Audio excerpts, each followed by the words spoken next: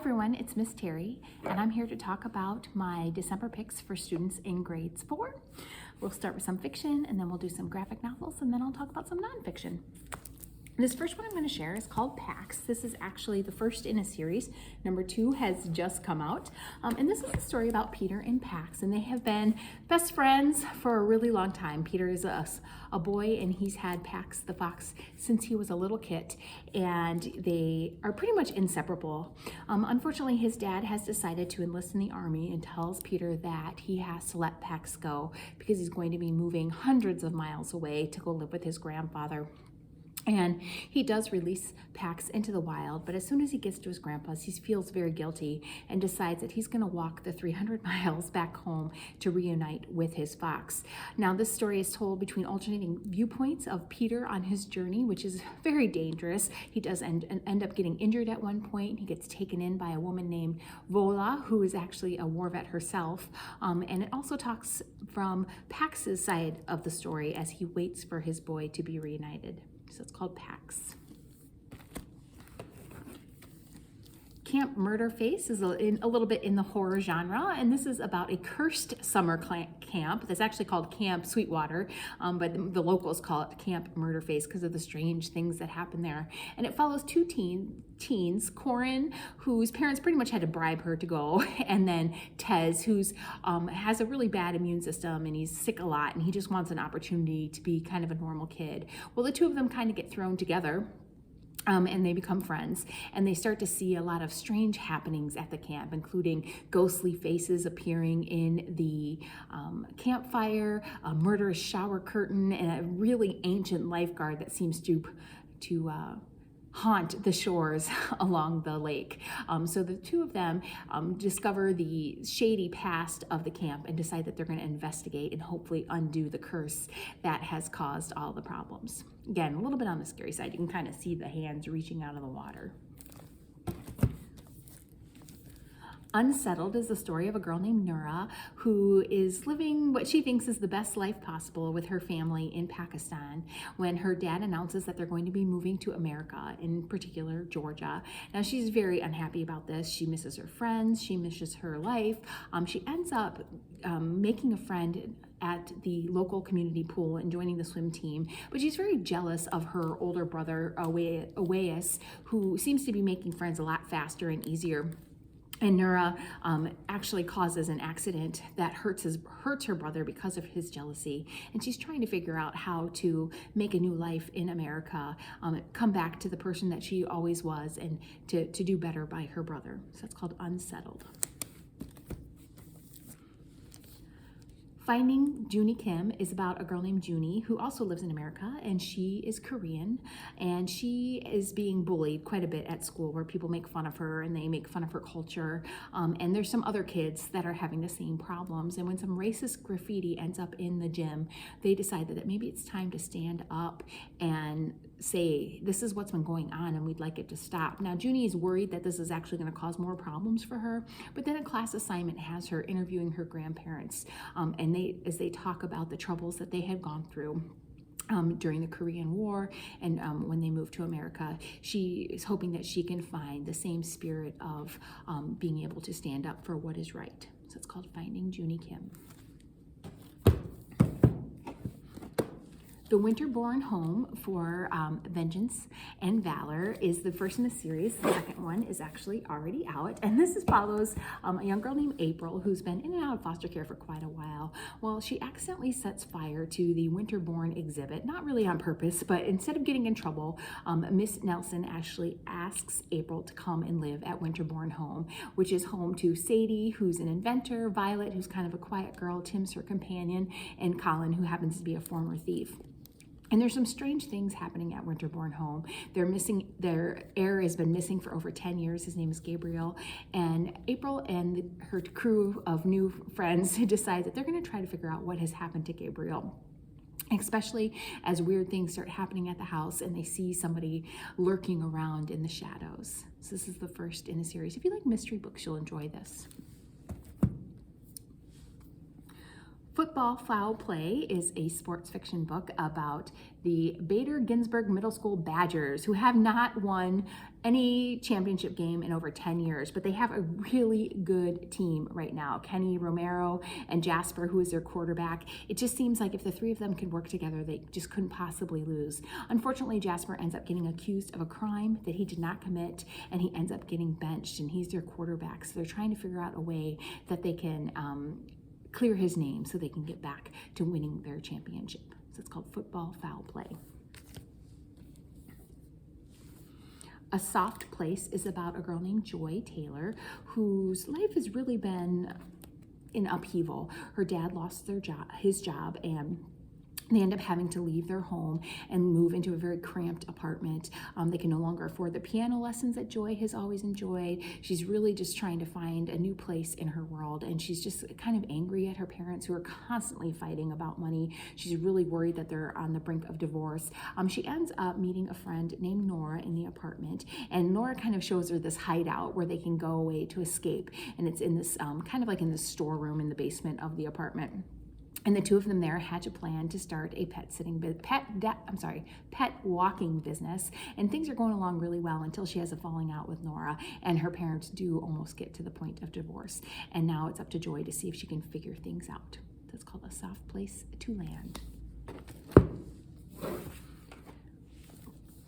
Fast Pitch by Nick Stone is another sports fiction, but this from a girl's point of view. Her name is Shanice, and she is a really good player in Lockwood, where she's a part of one of the only all-black girls softball team in her community, and they're playing very well. But she comes from a long line of good players, and all the way back to her great-grandpa, who almost got to play professionally until he was convicted of a crime. And then when her uncle comes to visit one day, he convinces her that great-grandpa actually was set up and that he didn't commit that crime, and she's determined to clear his name, and she's hoping that it won't interfere too much with her softball season. So that's called Fast Pitch.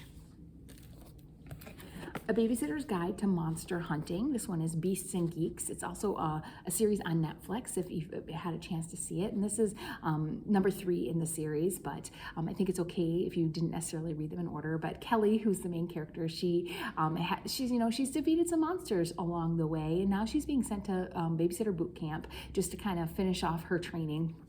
And there she's going to have to deal with Spider Queen, who can turn her family and her best friends into these mindless minions. And she knows that she's going to have to step up her game if she's going to save her family. So it's called The Babysitter's Guide to Monster Hunting, Beasts and Geeks.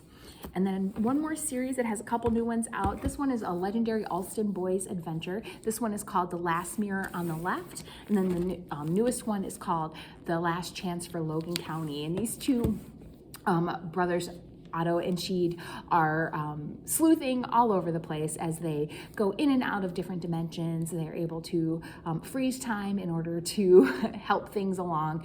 And they are right now they have kind of gotten themselves into a little bit of trouble. Mrs. Nedra is complaining that they took some of their mirrors in her mirrors in their last adventure, which normally would have a 1,000,000-year penalty where they would be sent to prison. But she asks the two of them instead to capture an escaped criminal instead, and they agree to help in order to clear their name. So that is called The Last Mirror on the Left. Action-packed adventure. So those are some of the fiction books. Let's look at some of the graphic novels. This first one is called Quarterback Rush, and this is about a team called the Otters, who really just can't seem to win, even though they have a fantastic quarterback named Aaron. But it seems like he's afraid to get hit. So the other team members decide that they're going to help him out and get him to win some games. That's called Quarterback Rush, again, written in graphic novel format.